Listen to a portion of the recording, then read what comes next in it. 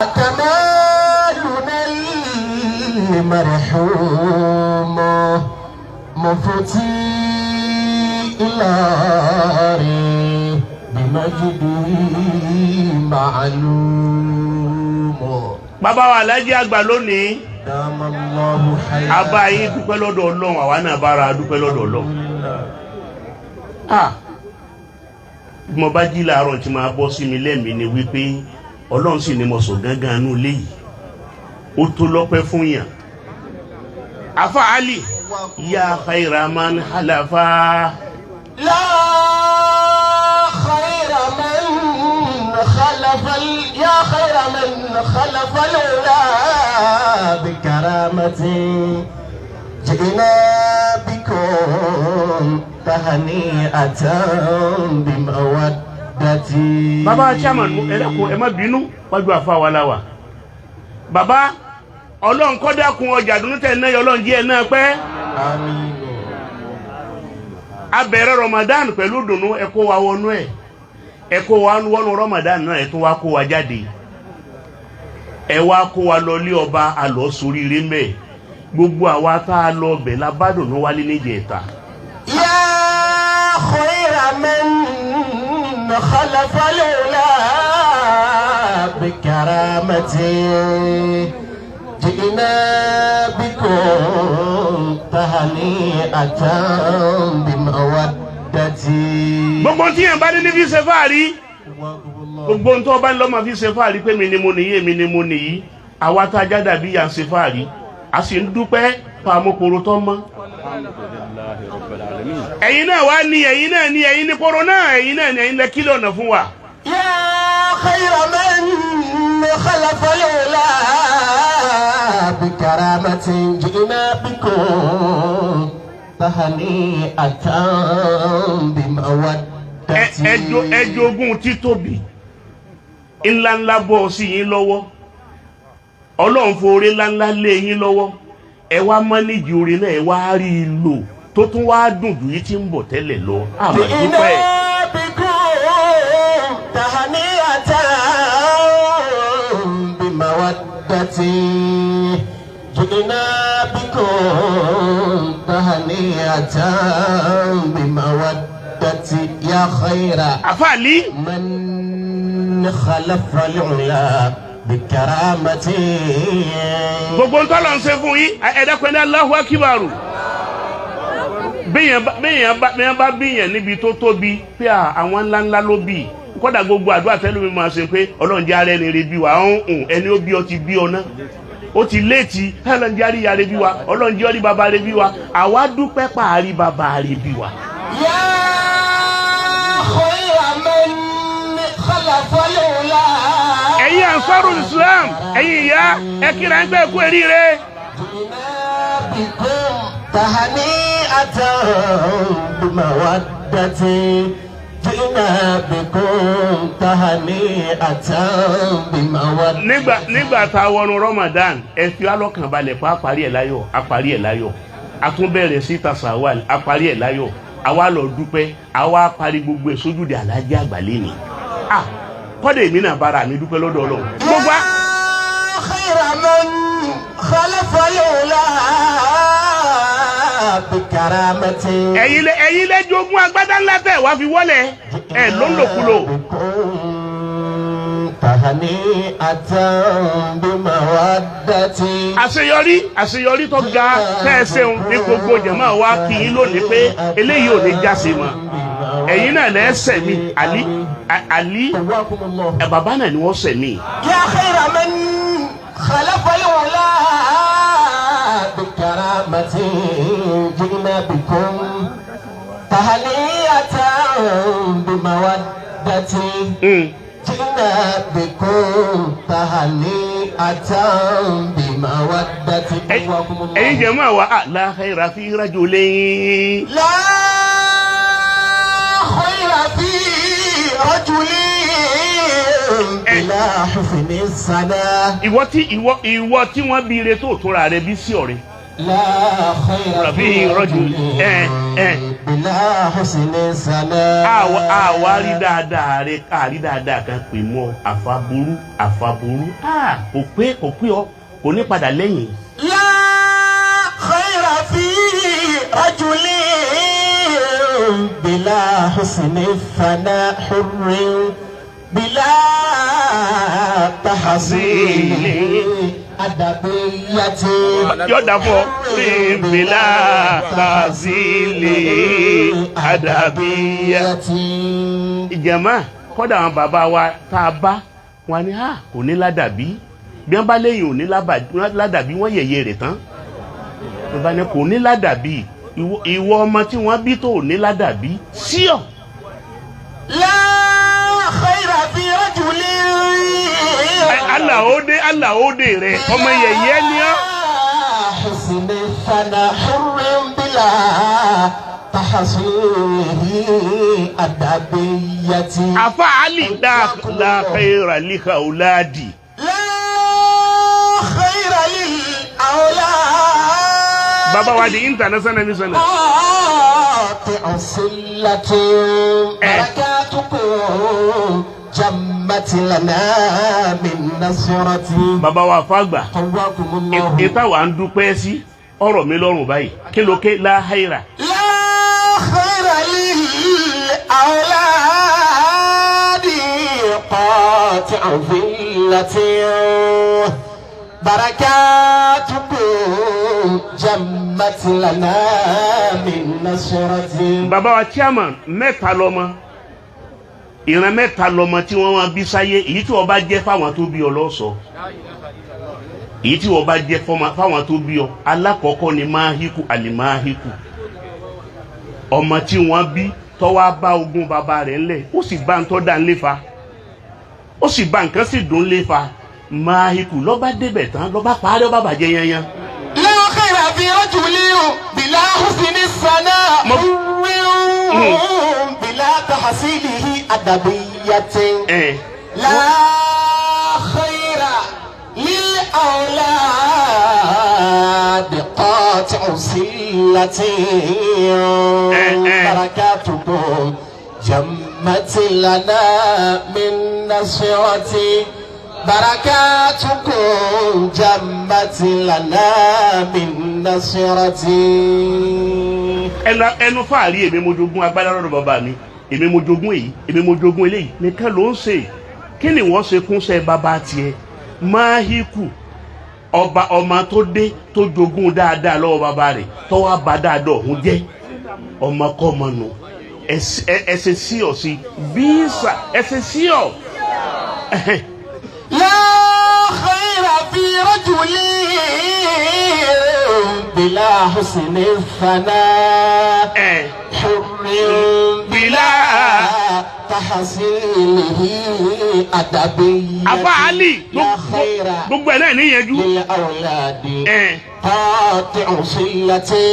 لا خير للأولاد قاطع صلة ọmọ yẹ̀yẹ́ lọmọ tá a bí káàtì òsèlátì gbogbo àwọn dáadáa àwọn tó tò lẹ́yìn bàbá rẹ̀ tí wọ́n bá wọ́n sí ó sì sọ wọ́n dọ̀tá. barakatukum jammati lana min nasrati. barakatukum jammati lana min nasrati. àfàálì mélòó mọ́kọ́mọ́ mẹ́ta alákọ̀ọ́kọ́ lọmọ tó dé máhíkù àlìmáhíkù ọba dáadáa tí bàbá rẹ̀ sílẹ̀ ọba jẹ́ ẹlẹ́ẹ̀kẹta wọ́n lè máa béèrè oní láhíkù ẹlẹ́ẹ̀kejì ní láhíkù aláhíkù abẹ́gbọ́ ọba ń tọ́ dáa lọ́wọ́ bàbá rẹ̀ bàbá sì ṣe dáadáa amágbádá bàbá rẹ̀ náà ní wọ̀ kọ̀sọ̀tún míì ìgbó ní egbó ìgbó ní ìyàmọ́ ọlọ́run àìsọ̀tún míì sí ọ̀tí ẹ̀ náà. la khayra li awladi qati'u sillatin barakatukum jammat lana min nasrati. ẹ̀yin jàmá ìtumọ̀ fẹ́ kẹ́ ẹ̀ mọ̀ ní pé kábàá dúpẹ́ pa àríbi tòsí ẹlẹ́ẹ̀kẹta ibẹ̀ la wá wà àdábíkù ẹni ọba dáadáa bàbá rẹ̀ lẹ̀ ọwọ́ ni tí bàbá mi sì yí ò tó kò tó èmi náà ó sì kùn àwọn èèyàn wá gbé wọn síwájú wọn fi wọn jọra wọn pé bàbá ọmọ yìí dá púpọ̀ àwọn wá pé àwọn tọmọ ọmọ wá pé tí bàbá lẹ́rìí ẹ̀rí tọmọ yìí ju tí bàbá ẹ̀ lọ tí bàbá nípa lọ. barakatukum alubarika yìí. min nasrati. alubarika yìí náà ni. barakatukum jammati lana min nasrati. ẹ̀dá pẹ̀lú Allahu akibaru. Allahu akibaru. gbogbo ẹni ó bá jáde tọ́jú ọmọ inú ilé yìí ẹni Allahu akibaru. Allahu akibaru. gbogbo ẹni ó bá jáde tọ́jú ọmọ inú ilé yìí tọ́jú ọmọ kéwu inú ilé yìí ní sí kọjá àwọn bàbá wa ẹni Allahu akibaru. la khayra fi rajulin bila husni thana hurrin bila tahsilihi adabiyyah. ẹni Allahu akibaru. afa ali ó yá tẹ̀lé mi báyìí. barakatukum jammati lana. afa ali ilé afa wa la gbọ́ yìí. sheikhul kamai. sheikhul kamali lamawhibu min rabbina. bí ìgbà ṣe pẹ́ ẹnu àwọn ọmọ àti gbọ́rọ̀ èmi pé wọn ò lè pè é já ó sì pè é ọláyà afa wa ló pè lóko ẹni Allahu akibaru bàbá ni o tún pè. sheikhul kamali lamawhibu min rabbina. fọwọ́ rẹ sọ̀yà. wa'jubatu li zamanina bi haqiqati. bàbá ni o fọwọ́ rẹ sọ̀yà o sì fọwọ́ sí egun ìwọ tó ọba tó lẹ́yìn Alhaji Agba ìfẹ́ Ọlọ́run àyànfẹ́ Ọlọ́run ló tó lẹ́yìn rẹ̀ orí poro mú orí nọ́mbà mú ọ tẹ̀lé lùsà bàbá ní kí n sọ bẹ́ẹ̀ fún ọ Sheikhul Kamali. Sheikhul Kamali lamawhibu min rabbina wa hujubatun li zamanina bi haqiqati. nígbà tí bàbá ń bẹ nígbà yẹ bàbá èèmọ̀ ni bàbá tẹ́lẹ̀ kó tí ọ̀la kẹgbẹ́ ńgbà náà gbogbo àfa àgbà náà gbà pé èèmọ̀ nínú àwọn àfa ni wọ́n gbà pé ẹni tọ́lọ̀ ń bẹ lọ́dọ̀ rẹ̀ ní títí harifa tá àfa àgbà Sheikh Ibrahim Niyas tí wọ́n fi wá síyára bàbá tí wọ́n fi wá ní mo wá kí ọmọ orí ọ pẹ̀lú sẹ́ẹ̀rẹ́ tó ń ṣe àdúpẹ́. Sheikhul Kamali lamawhibu min rabbina wa'jubatu li zamanina bi haqiqati. Ali Ansarul-Islam ẹnà kiri báyìí gbogbo yín àhàlákùhù ìwà bàbá wa. àhàlákùhù bayna al-wara mahamudatu. bàbá wa ẹ má bọ̀. tibara baha'uhu fi sumrati. bàbá wa fẹ́ wọlé àhàlákùhù. àhàlákùhù bayna al-wara. bàbá ìmáàmù Gúníyà ni wọ́n wọlé bọ̀. mahamudatu. bàbá ìmáàmù Gúníyà. àlùbáríkà àwọn bàbá náà ni wọ́n.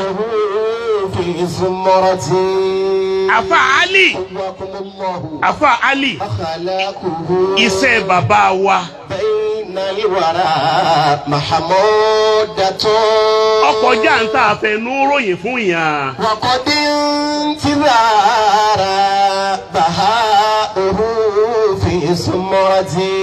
iṣẹ́ bàbá wa pátá gbogbo ayé lórí kò sẹ́ni tí ò rí pé bàbá ni bàbá náà ní kálukú gbé wọn gègé gbogbo ntọ́lọ̀ ń dá ní gbé bàbá gègé ọba tó dá wọn ń gbé wọn gègé Ali Ọlọ́run ṣàlékún àkẹ́ àfa wa. wàṣúnùhù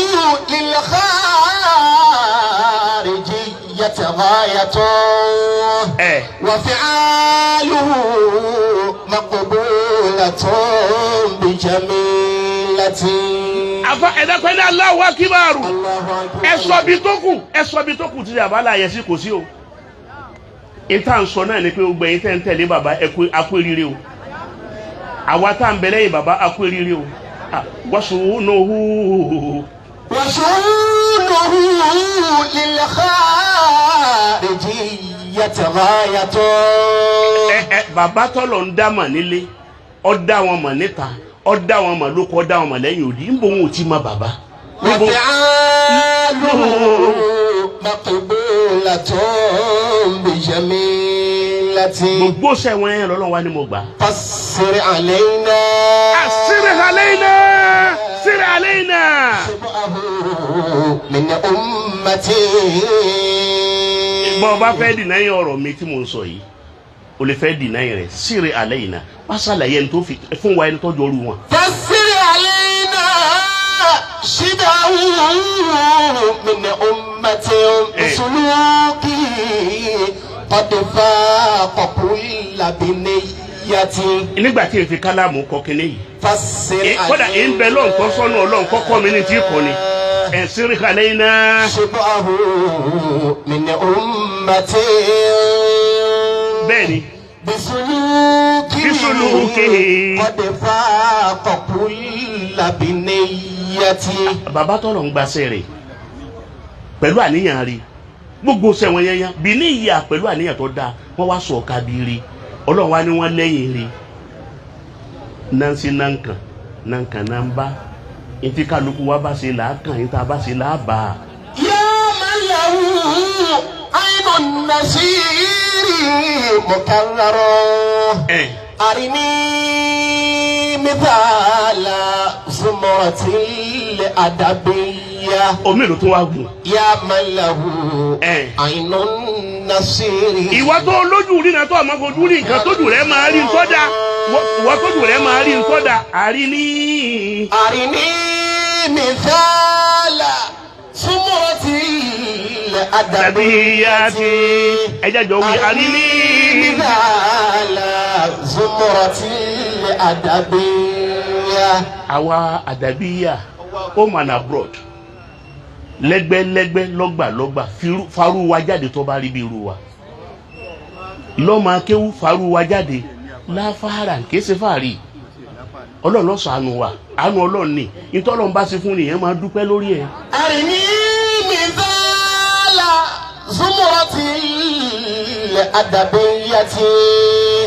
أرني مثال زمرة الأدبية. gbogbo ẹ̀yà àdàbíyà tẹ̀wá ẹni náà alẹ́ Ansarul-Islam ẹni náà bí wọ́n bá pè ọ́ ní àdàbíyà má dáwọ́tù má Ansarul-Islam náà ní ọ́ Ansaru náà ní ọ́ gbogbo wa ọmọlé kan yìí náà wá ní wá bàbá kan tó bí aná lájòkó tì í ẹ̀rí ńgbà táwa bá wà lékéwú the international missioner tá a bá fẹ́ jáde lékéwú the sí tá a bá fẹ́ tó àwa lóore kan tá a máa kọ tá a máa fi march tá a bá ti parí tán tá a bá parí kéwú tá a bá tó títí dì sí a máa pé Adabiyyah lase haruna wa manaruha laka ẹ̀ndínlẹ́rọ Adabiyyah lase haruna wa manaruha laka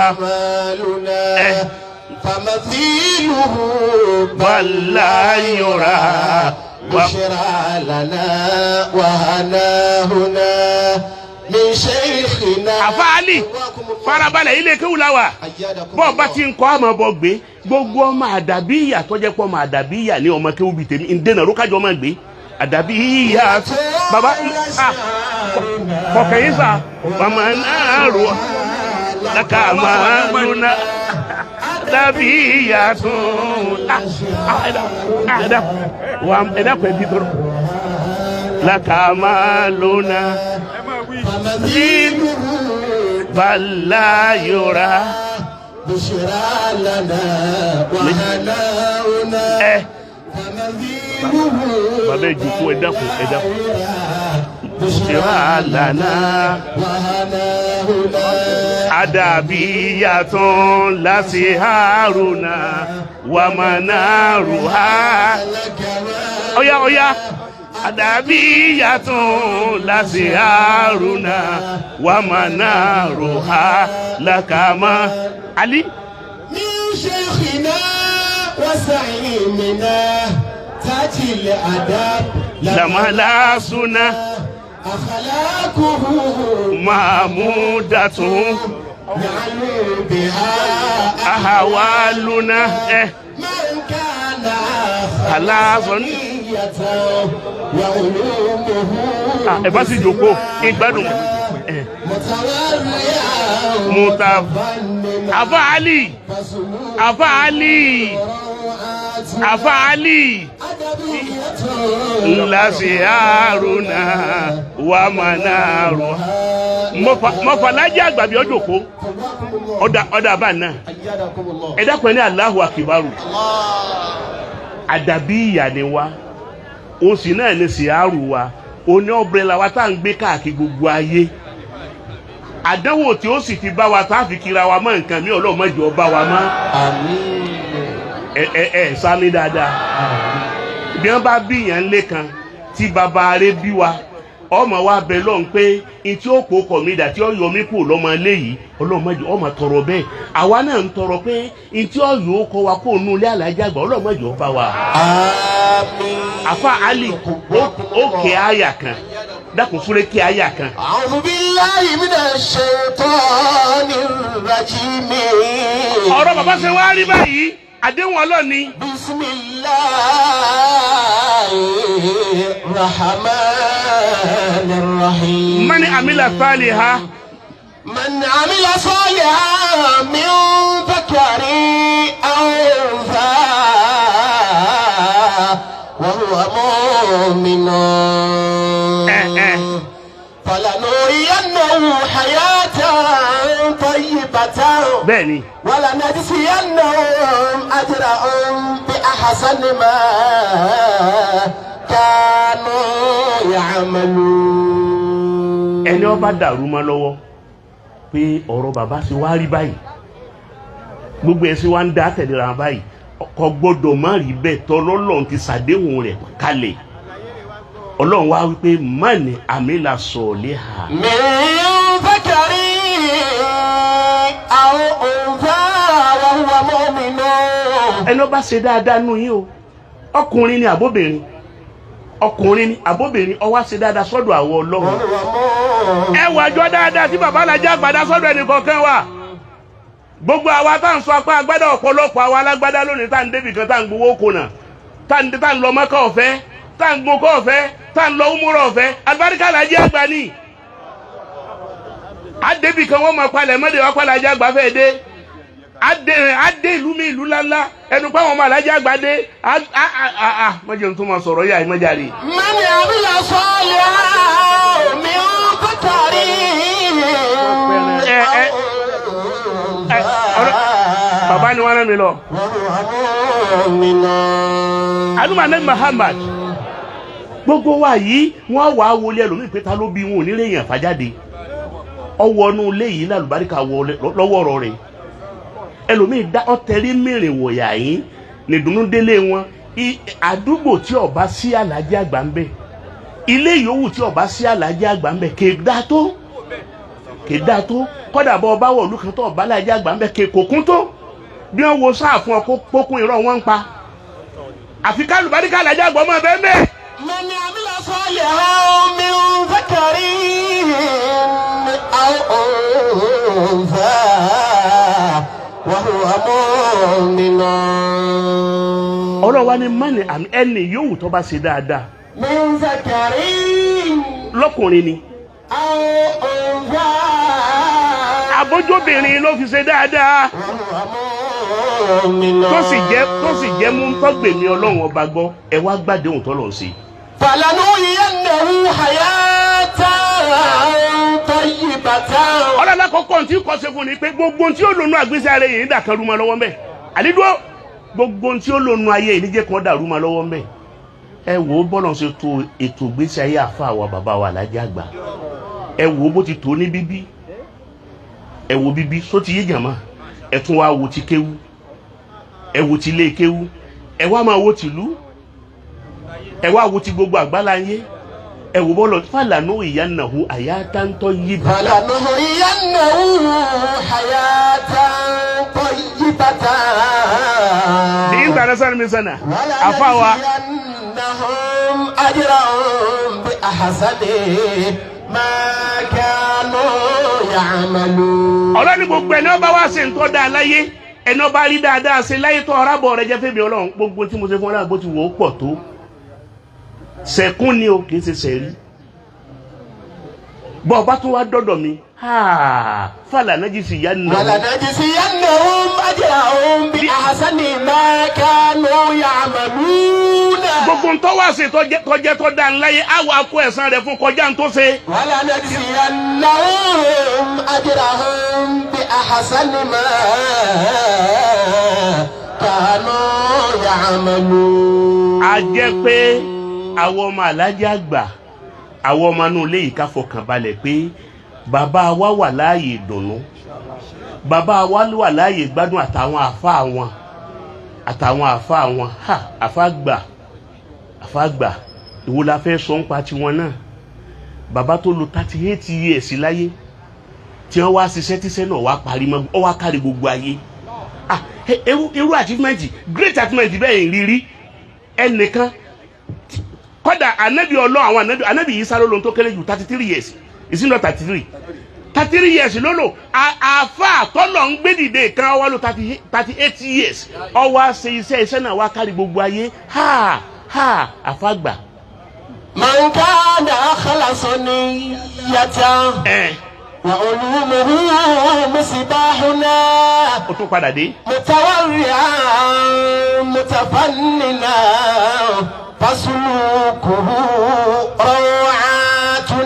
فسلوكه روعاتنا iṣẹ́ bàbá ìwà bàbá ó dàbí góòdù tí ó ṣe lójọ́ yèyé ni.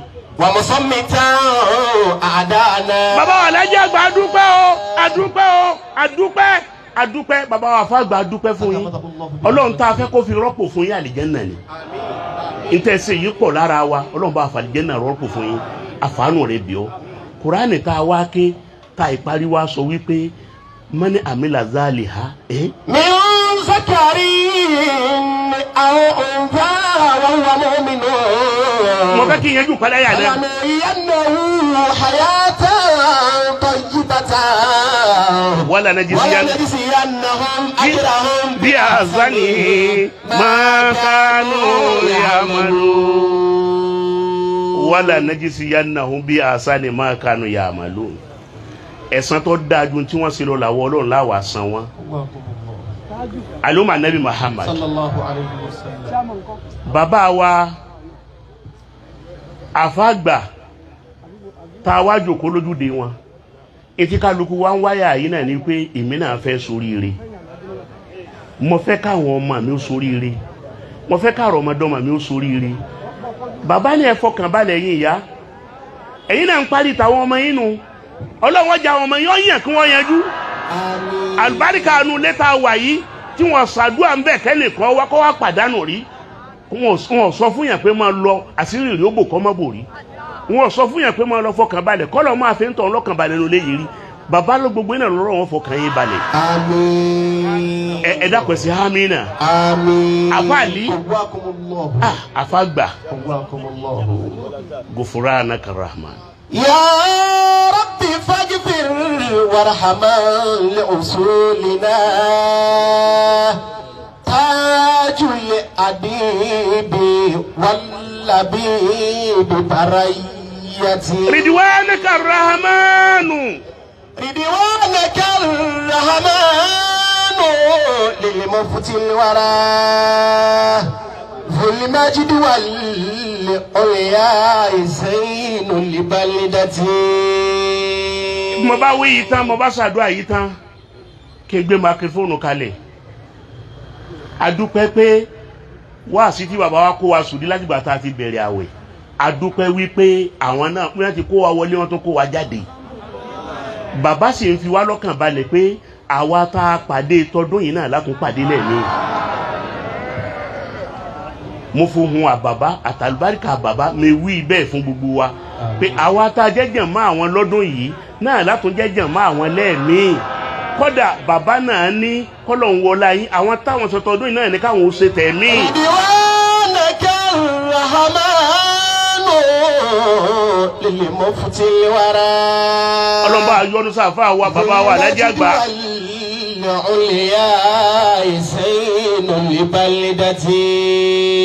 Ọlọ́run o abiọ́ wọ́n lábí gbogbo ayé ti gba nípa àfáwọn bẹ láyè kẹjọ ọmọ bẹ́ẹ̀ náà lọ ní gbèrè. بالمجد والعليا زين البلدة.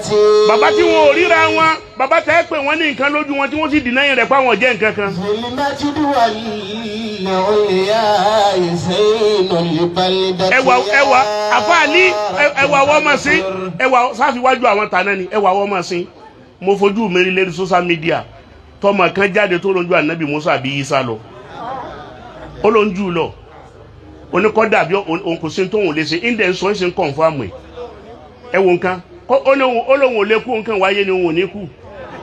Mo fojú mi rí ẹ wá wọn táwọn yẹn ń pera wọn lónìí ẹ wá wo bí wọ́n ti ń pa àwọn bàbá àtàná ní nǹkan jẹ́ láwọn jẹ́ nǹkankan. Bàbá ò ní jòkó kẹ́kọ̀ọ́ ń wà líìkì wọn fara mọ́.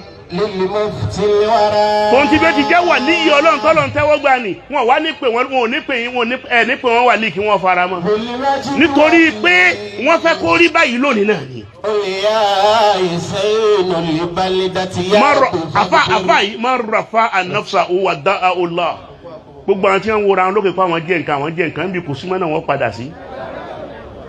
Bá a ti máa gọnu léyìí pa àjẹ́ náà ni àjẹ́ gbogbo tí wọ́n bá la jẹ́ gbogbo àná alágbọ́n tí bàbá sọ fún gbogbo àńjọ ní pé ẹ ṣe sùúrù ẹ má sọ̀rọ̀ mọ́ àgbá tí olóminú ní máa dún ẹ ṣe sùúrù ẹ fọ̀rọ̀ náà lọ́lọ́ lọ́wọ́ bí wọ́n bá sì ti dá wa lákẹ́ adákẹ́nu Ọlọ́run wọlé àánú léyìí wọlé àlùbáríkà yóò àbá ti rí ọmọ tí wàá rí bẹ́ẹ̀ lónìí àìní rí bẹ́ẹ̀ mọ́mọ́ ìsàdánwò fún Ọlọ́run. بالمجد والعليا زين البلدة. بالمجد والعليا زين البلدة يا رب فاغفر. Àfáàlì mo bá wà ní kéwú pẹ̀lú àwọn ọmọ tí bàbá kó síwájú mi jẹ́ ní mo kọ́ wọn kéwú tí bá ń kọ́ wọn kéwú lọ́wọ́ tí wọ́n bá ṣe tó wá wú mi lérí èmi máa wá fún bàbá fi hàn lọ́kàn balẹ̀ ń pata àlùbáríkà ẹ̀ mọ́kàn kó mẹ́ẹ̀lá àlùbáríkà. Bàbá sọ fún wa bẹ́ẹ̀ pé àwa náà wá sọ fún wa fún wọn wí bẹ́ẹ̀ bàbá tó sọ fún wa tó sì rí bẹ́ẹ̀ bàbá tó wá ní gbogbo ọ̀fọ̀ kan balẹ̀ bí ó ti máa rí lọ́nu yóò sì máa rí bẹ́ẹ̀. Ẹni tí ó bá rí bẹ́ẹ̀ fún ọmọ kéwú kọ́ lọ chẹ́kì ara rẹ̀ wò lọ lè wòra rẹ̀ wò ntọ́ bá dàpọ̀ pẹ̀lú àfa rẹ̀ ìwọ ni kọ́ lọ yẹ̀ wò àdánwò tí ó bá mi tí fi sẹnu lé tí fi da ọmọkọ́mọnú lé mẹ́jọ bá mi láíláí wọ́n náà sàmì tiẹ̀ mẹ́jọ bá wọn náà. آمين ورضوانك الرحمن للمفتي الورى في المجد والعليا زين البلدة. يا ربي فاغفر يا ربي فاغفر وارحمن لأصولنا ibi àti ìpìlẹ̀ الأديب واللبيب بري ibi àti ìpìlẹ̀ àfàgbà Sheikh Tajil Adabi rahimahullahu ta'ala wọ́n náà wí bí tèmi náà rahimahullahu ta'ala ibi tá a ti pilẹ̀ tá a gbà kó wọ́n bẹ nínú kan má yọ wọ́n kó nù kẹ́nà. àmín. àfihàn rẹ̀ bí ọ́ àfigbàgbọ́ wa àfi bí ọ́ afọlá pé gbogbo wa wá ṣe nǹkan kan yà yín lónìí bàbá dé wá sóríire ni ẹ wá kí n ṣàdúrà pa parí tọdún yìí fún yín ẹni bàbá torí ẹ pè wá gbogbo yín ẹ máa bọ̀ wá o èmi náà mú lájọ bẹ̀rẹ̀ mo wá ṣàdúrà pa parí ẹ̀ láyọ̀ àwa parí ẹ̀ àṣìṣítà sàwálì àlọ́lé ọba àlọ́lé oníwàásí àgbáyé tó àwa parí ẹ̀ wá kí n ṣàdúrà fún kásẹ̀ mi ní tí wọ́n torí ẹ̀ pè wá náà nù yóò sì rí bẹ̀ fún gbogbo wa àmín. ẹ dákun sí àmínà àmín. afa ali àti tẹ́wọ́ ká ṣàdúrà lọ́kàn àti tẹ́wọ́. bibabika abudu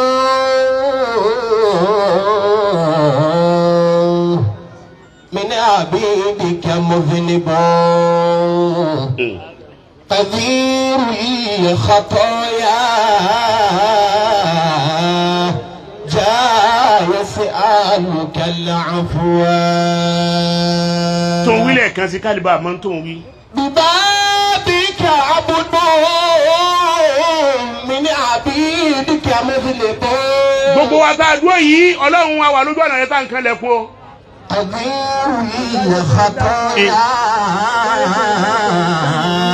جاء يسألك العفو أمام بابك. afa ali. كل الخلق قد وقفوا.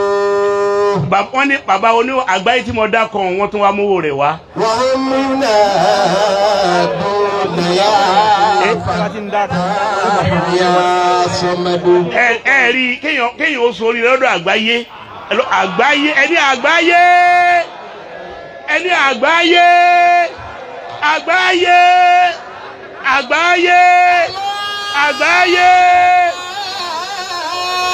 ó di kìjára nù tótó.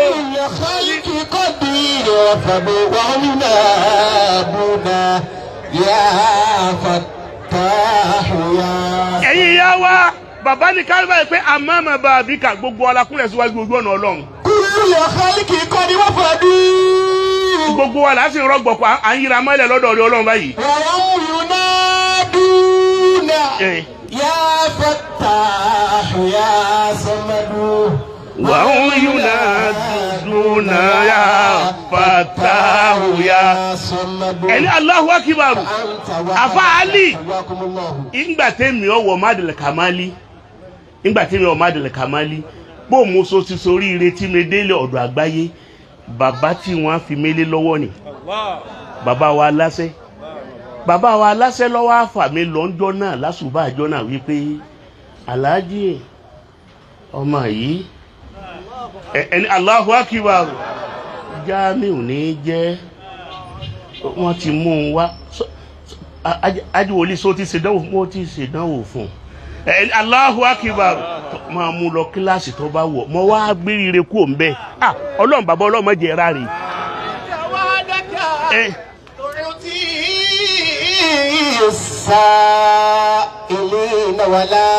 Bábù sàlámì tèmi sílé oníwàásí àgbáyé ni bàbá oníwàásí àgbáyé ni bábù sàlámì mi sílé Alhaji Agba ẹni Allahu Akbar ìtàn gbọ́dọ̀ dákìlókè.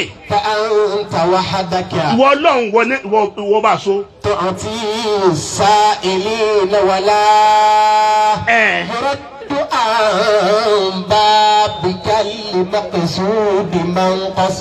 ẹnìkan ò ní kúnlẹ̀ sójú ọ̀nà rẹ̀ Ọlọ́run àfààní kọ́ wá tẹ́ ọ pé tó ń fẹ́ nìkan má fi lé lọ́wọ́ gbogbo wà níwájú Alhaji Agba lónìí akúnlẹ̀ sọ́dọ̀ rẹ̀ Ọlọ́run ọdún tọdún yìí la sí yìí mẹ́jọ ojú òpin fún wa.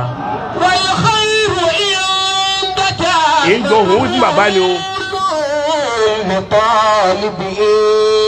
orí ọ̀dọ̀ rẹ ọkàn tẹ́lẹ̀ fáwọn kan ni àwọn kan abẹ́gbọ́ àwọn kan ọlọ́ni yẹ̀bù sí torí síkà lè mọ ìyàsá wọ́n yẹ kìdírù síbẹ̀ ni ó ní mo tẹ́lẹ̀ fẹ́ lómi yóò máa lò bí omi àmọ́ nǹkan lẹ́lọ́mì lọ́wọ́ ni Ọlọ́run wọlá apá àwọn wájú ilé àfá wa lónìí yọ wá kúrò nínú ẹni tó nǹkan ní lọ́jà àánú ní rẹ́gẹ́dẹ́. wal khayru indaka mabdhulun li talibihi hatta liman kafaru hatta liman jahadu. àtẹni ó jẹ́ kèfèrí àtẹni ó jẹ́ mùmínì kò sẹ́ni tí ì ṣàánú àmọ́ o èyí táwa ń ṣe èyí má fi bú wọ Ọlọ́run.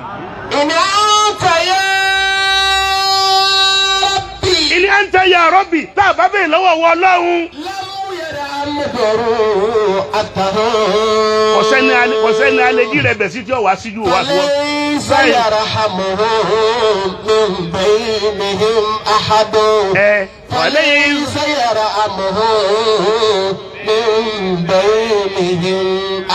bàbá ní ká tẹ́wọ́ Suratul Fatiha gbogbo adékájọ kí bismillahir rahmanir rahim alhamdulillahi rabbil alamin الرحمن الرحيم مالك يوم الدين إياك نعبد وإياك نستعين صراط المستقيم صراط الذين أنعمت عليهم غير المغضوب عليهم ولا الضالين سبحان ربك رب العزة أما يصفون وسلام على المرسلين.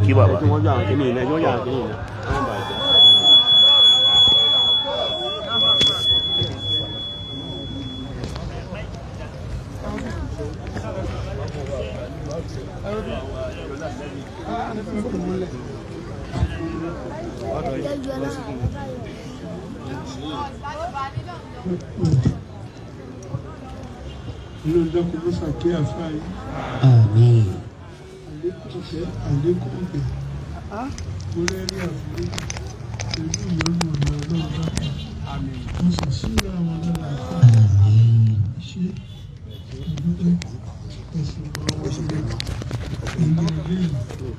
àǹfààní tí ń bẹ nínú ilé kò ní fòye. Àmín. حول ولا قوة إلا بالله العلي العظيم. بسم الله إنا أعطينا. بسم الله الرحمن الرحيم. إنا أعطيناك الكوثر فصل لربك وانحر إن شانئك هو الأبتر. آمين.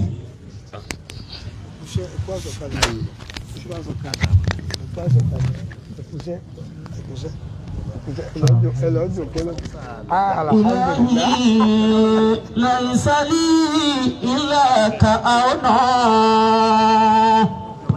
فقعدي على هذا الزمان إلهي ليس لي إلا كالصخر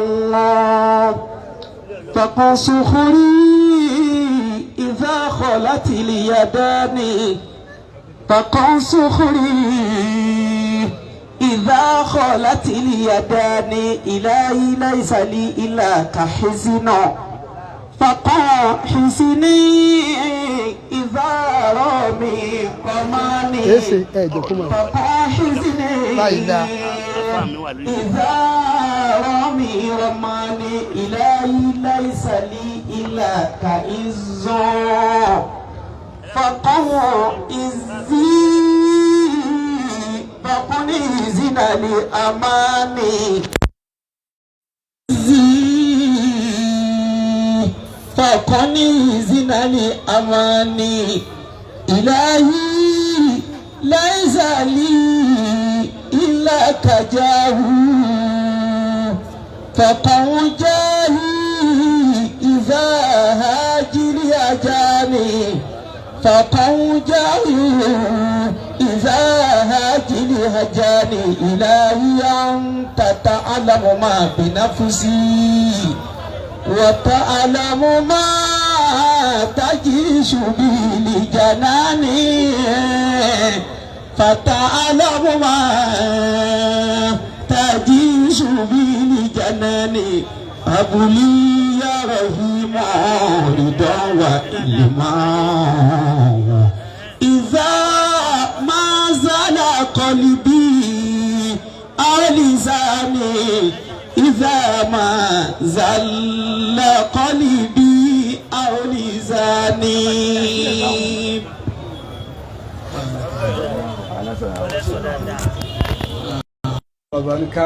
أعوذ بالله من الشيطان الرجيم.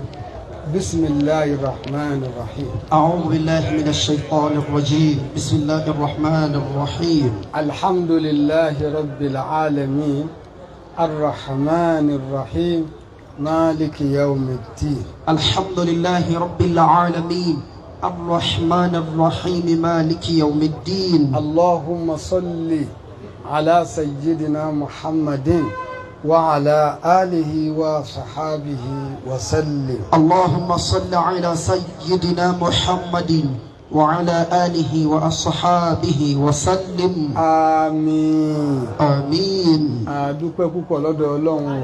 alhamdulillah. àyàn Nabi Muhammad sallallahu alayhi wa sallam.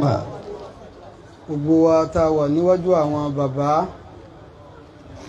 àwọn àfáà wa SHEIKH ẹ má bínú Muhammad al-Jami hafidhahullahu wa ra'ahu. ìlú àṣẹ àgbáyé inshallah.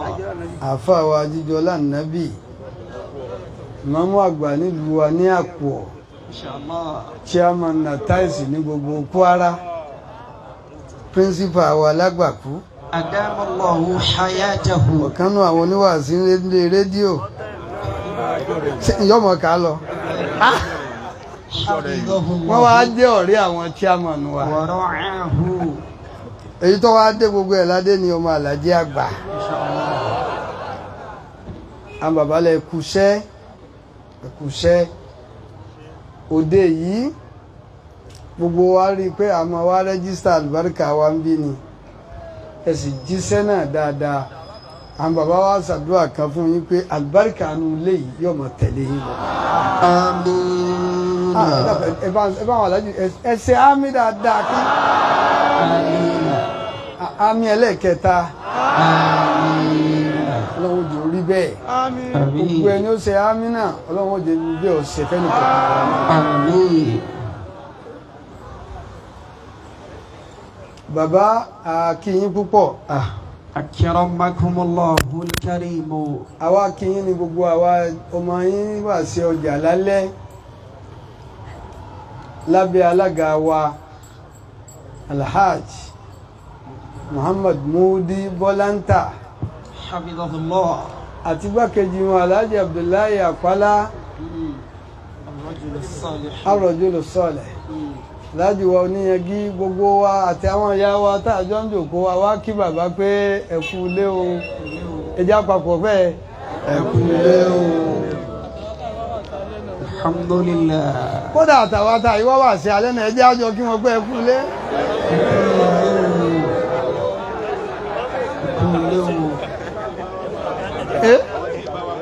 Àbáyọ̀ wà ìsìláàmù ní àwọn tí èèwọ̀ mọ́ra wọn.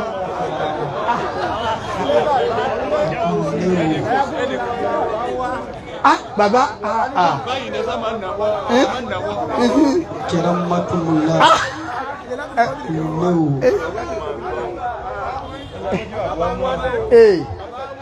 Sẹ́rí ń dáhùn alájẹ ń tiẹ̀ bá wí lọ wọlé wọ́n ti kúnlẹ̀ bẹ̀ wọ́n ẹ̀rọ bó sí ọlọ́run jẹ̀mọ́. Sallallahu alayhi wa sallam. Bàbá lọ adé pẹ̀lú ìyọ̀dá yín náà la fi wà lọ́hùn. Ọwá ti di àṣà bẹ́ẹ̀ bàbá oníwàásí àgbáyé ni wọ́n fi lọ́lẹ̀ rahimahullahu ta'ala rahmatan wasi'a. 50 kìíní kan ni wàásí bẹ̀rẹ̀ lọ́jà bàbá aláṣẹ 1955 wọ́n wá ṣe é di 2012 ẹ̀yọ́ síra wọn. 1955 di 2012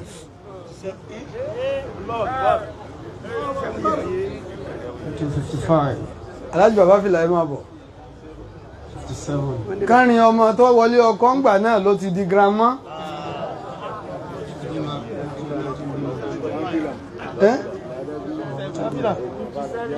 57 years ni wọ́n fi jòkó lórí àga wọn.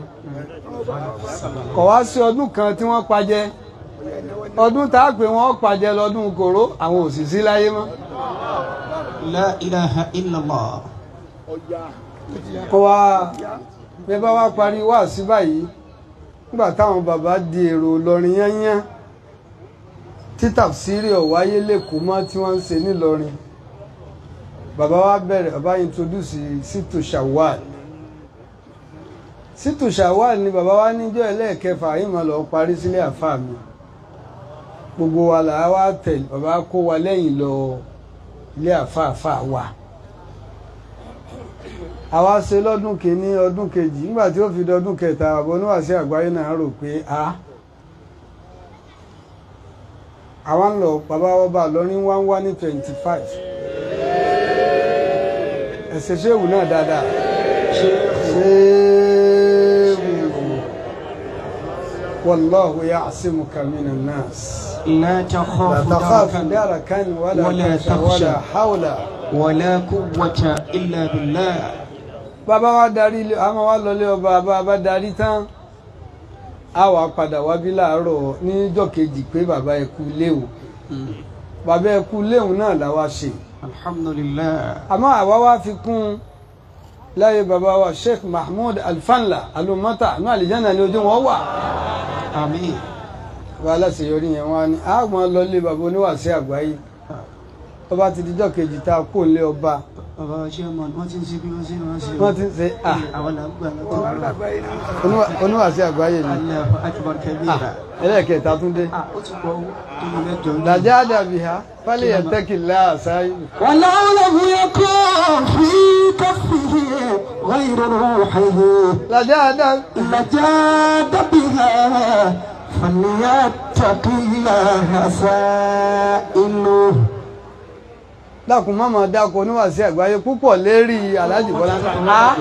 ولو لم يكن في كفه غير روحه نجاد بها فليتق الله سائله. ọ̀dà ọlọ́run ọkọ̀ mi bí ń ṣe máa wí. nínú àwẹ̀ yìí wọ́n ń bá mi sọ̀rọ̀ kan pé àwọn dúpẹ́ àwọn ráwọn aláàjì wọ́n láwọn ráwọn aláàjì àwọn aláàjì.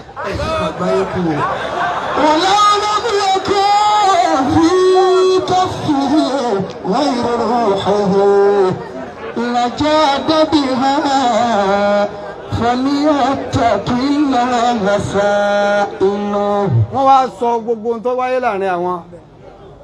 Allahu akbar. wá síjọ́ náà ara wọn ṣe bákan láwà sí alẹ́ tá a bá sọ̀kan lẹ́yìn náà. Allahu akbar. Bárkọ̀lá ṣáájú ẹ̀dá ìfẹ́ àwọn àfáà tí ń bẹ lára yín ó sì ti bẹ̀rẹ̀ ó ti ṣẹ́ gbà ọ̀kan nù àwọn ọ̀kẹ́ ọlọ́run wọn 100,000 naira cash lọ́wọ́ donate nígbàlẹ́ látọ̀ kan. Alhamdulillah. mọ́mọ́ rẹ wá Ansarul-Islam tọ́lọ́run bá ti kẹ́ ọ wá fi wọ́n dúpẹ́ lọ́dọ̀ ọlọ́run bí a ti ń tọrọ kí wọ́n dé èèyàn náà ní tó bá ti wá dé èèyàn ń tán mọ́ dàgbà bó ṣe boore ọlọ́run. ولا يدرك في كفه غير روحه. sórí wá sí ni kún ó ṣiṣẹ́ lára mi púpọ̀.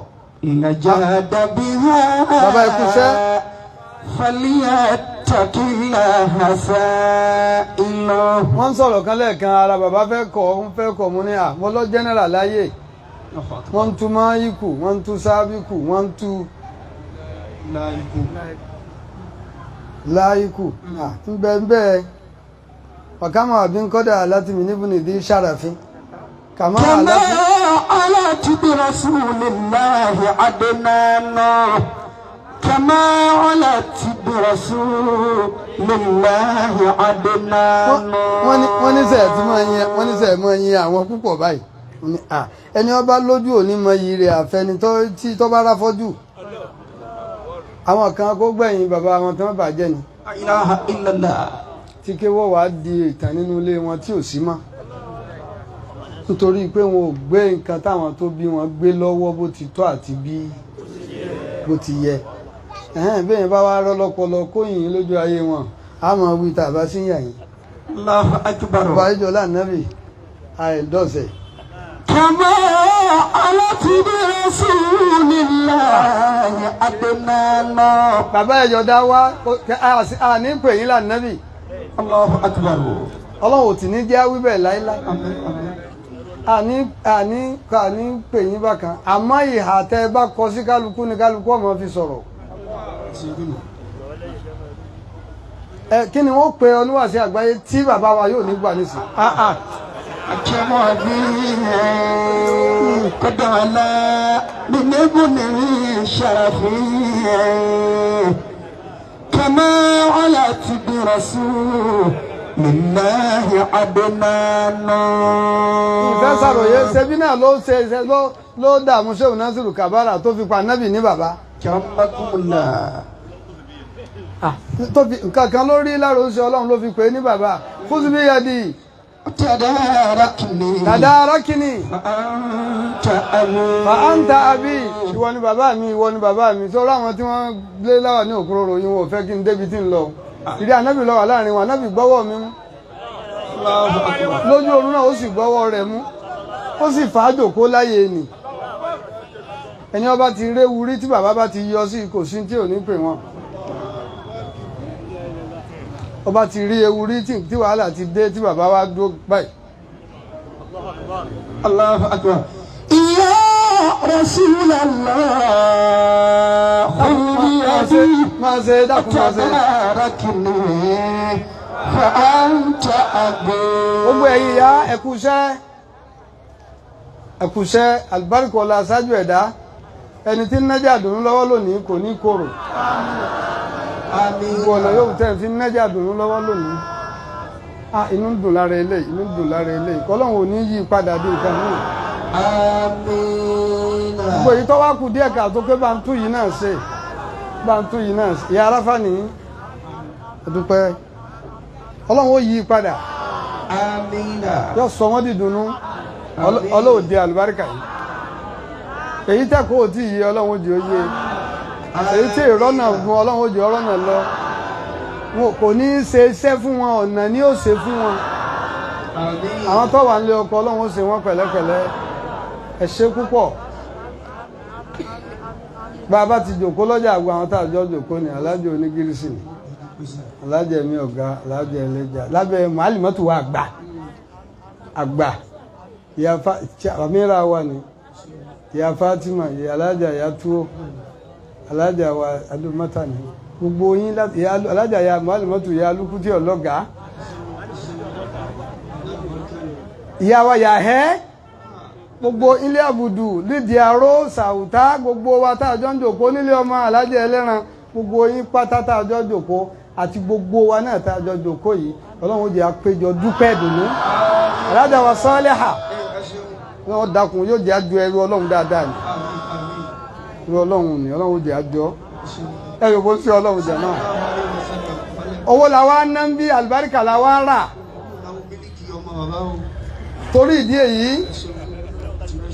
torí ìdí èyí ntọ́kàn báyìí mo wí ní oní pé ta ló jẹ́ àmà àfa àgbà. Alhaji Agba karamakumullah. bàbá Alhaji Agba bò láti máa wọn àfa àgbà. Allah iftakhara al-ahbabu bil-ilmi wal-hijab kafana kamaluddin izza wa mawhiba kafana kamaluddin fakhra wa mawhiba. ọlọ́run dákun ṣàánú wa. Allahu akbar. bàbá ẹ ṣe ẹbí àlùmọ́ngìrì 25,000 naira. Allahu akbar. bí àlùmọ́ngìrì ọmọ tí ń gbowó oúnjẹ báyìí 25,000 naira tèmi bàbá ẹ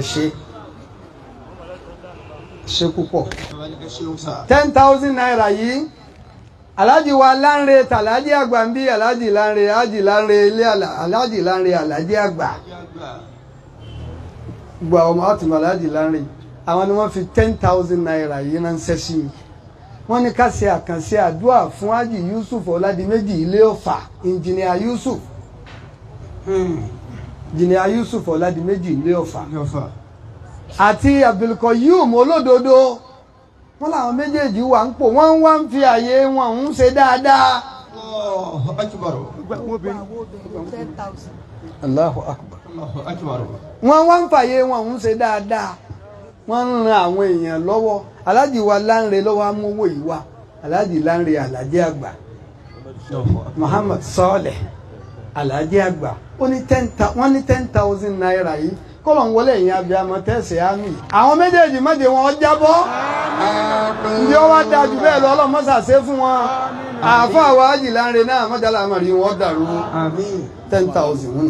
Allahu akbar kabira. bàbá wa ìmáàmù Alálùbọ́sà àwọn kan bẹ tí ní fẹ́ gbà bàbá Alálùbọ́sà ilé àfà wa la wà yìí ní gbà bẹ́ẹ̀ lónìí.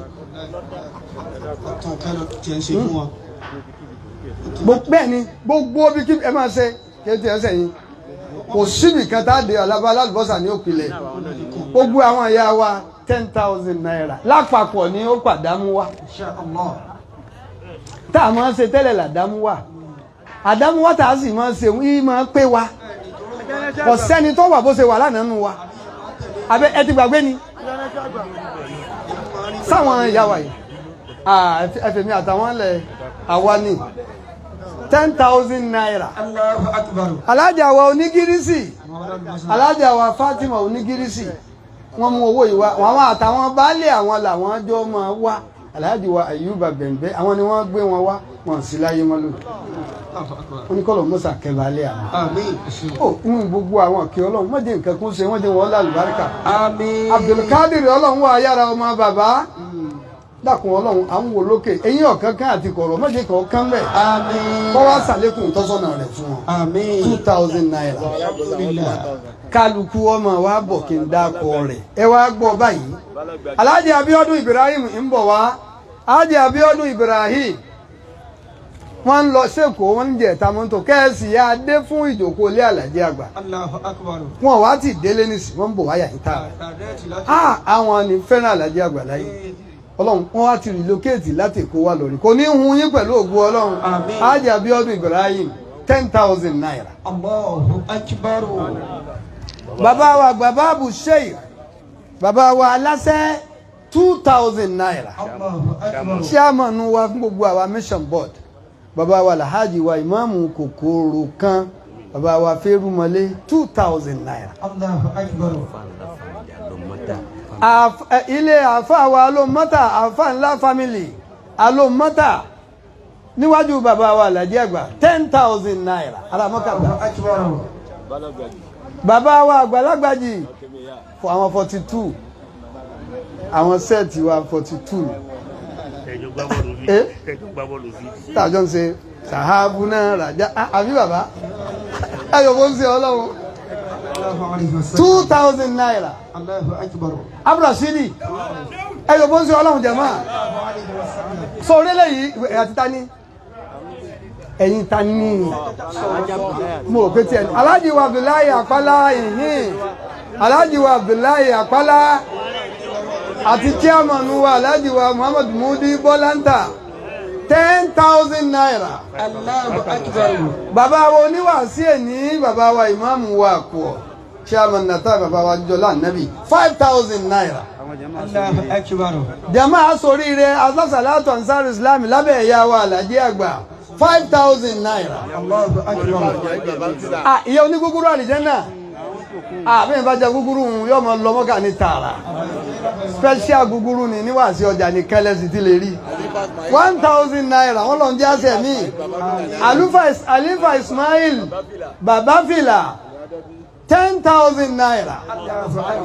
ẹrù ọlọ́run kan 1,000 dákọ̀ ara rẹ ni kó o tó lọ ẹ̀sìn márùn ọ̀fù ẹ̀ ajánásí bàbá oníkùn kéfẹ́ ìmáàmù nu ìmáàmù wa 1,000 naira bàbá wa ẹwà Islam 2,000 naira bàbá wa ní tò kí n wí bẹ́ẹ̀ ilẹ̀ mọ̀ tí mo fẹ́ wí ọ̀dà àwọn bàbá ní bàbá ń gbùrù mọ́ ànàkùnmùdà wọ́n ní wí direct bàbá ń gbùrù mọ́ 10,000 naira. bàbá wa àgbà ní gúníyà bàbá àgbà ní gúníyà 1,000 gbogbo wa lárúbáwá kọ́ńkéwú ẹnìkan tọ́jọ́ mẹ́ẹ̀ní ọmọ lárúbáwá 3,000 ẹrú ọlọ́pàá ẹ̀dàkọ̀ ẹ̀dàkọ̀ yìí kálíbáríkà ọmọ lọ àfáà wa Abdullatif 1,000 ẹrú ọlọ́run bí ní 1,000 secretary mukran board àfáà wa Alufanla 1,000 àfáà wa Alhaji Agba àbídọ́wàtù kúrò dátì ìlẹ́kùn àwa wọn ni lọ́jà lálálẹ́ àfáàwọ̀ Ọláyínká Alhaji Agba nínú àwọn tó wà lórí Taofiki Onísọ̀nà 1,000 nínú àwọn tó wà lórí line Sodiq Abdulrahim 5,000 ó ti débẹ̀ àfáàwọ̀ Muallim Sọ́líù àpò àwa wọn ni báyìí tá a fi parí Ramadan àní ẹ̀yìn àtọ́lọ́wọ̀n ò ní dàrú 2,000 naira ẹrù ọlọ́run kan làwọn méjì àwọn chairman jíṣẹ́ wọn Muhammad Jami láti Sàgbẹ̀ lọ́nà ọ̀pọ̀ ọ̀dẹ lọ́hùn àáfàá wa chairman wa ní Òkè Àlùkò bàbá 2,000 naira bàbá Mamudi Ọ̀pẹ 1,000 àáfàá wa Alẹ́ Agina Sheikh Abdallah Alẹ́ Agina 2,000 naira bàbá wa ọmọlẹ̀ yìí ní Oko Olówó ẹ̀sìn bàbá gùrù mọ́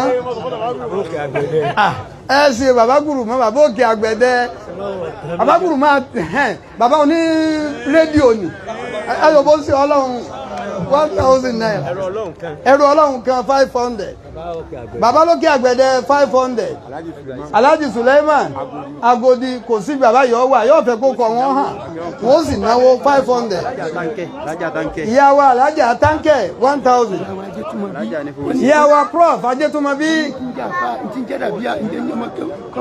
wọ́n ní tí ń jà fà ìtí ń jà Adabiyyah ìtí ń jọmọ kéwú ọmọ ẹ̀sìn ọlọ́run mọ́jọ wọ́n lé àwọn 2,000 ọlọ́run bá kí àfà wa Ajétúmọ̀bí Prof Ajétúmọ̀bí ọmọ dá 2,000 Alhaji wa oníyẹgí chairman Ansarul-Islam ní jà kàbí torú àjọjòkó ni wọ́n kó jà kàbí wọ́n tún wá ọ̀rọ̀ yóò ní dàrú gbogbo òkè ọlọ́run ní pátá bẹ̀ lórí fún sọ́wọ́n wọ́n mọ̀ dá sí fún ni bàbá wa ń sàkámà nù àfà wa àgbà ń sàkámà 1,000 bàbá wa chairman Ansarul-Islam alibarika ọláyé aṣáájú ẹ̀dá àṣeyọrí yín yọ kalẹ̀ 2000 naira.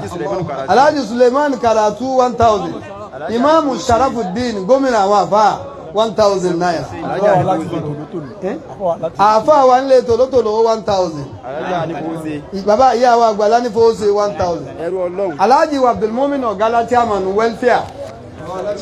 Àwọn mùkọ́ lọ́wọ́, àwọn ọmọ mùkọ́ ìsinu lọ́wọ́, àwọn ti dé ọjà. Anakumula 1000 Haji Ọ̀gálá. Àfà wa Ra'isul Muallimin wọ́n ti wà ń jòkó. Ẹ̀ṣẹ́ púpọ̀. Sheikh Umar Ali Elefo Al-ADABY Al-Ansari Ar-Rajulu Salih 2000 naira. Gbogbo àwọn ìyá wa wọ́n lówó ọpẹ́ ní owó náà ti dé yàyín o. Yásí ajánásì ọ̀kanú àwọn ajánásì wà nù Yásí 500. Ẹlẹ́sìn ńlá 2000 naira. Bàbá ẹ̀dẹ́kùn ẹ̀sẹ̀ ṣéwù àwọn mùfásírò sílé. Bàbá wọn bá ará àgbájì ilé ará àgbájì mo wí àtàgbègbè ẹ̀ Ọlọ́run bá darí akọ̀wé wọn dé dáadáa Ọlọ́run dá 1000 naira. Dr. Yusuf Agbabiaka 1000. Bàbá wa Alárònsàlẹ̀ àṣà 1000. Abrazaki Adabi Adabiyyah Malete òní dàrú 1000. Alhaji Abdulrahman Nídọ̀fìyàn 1000. Haji Abdulmumin Sowo 500.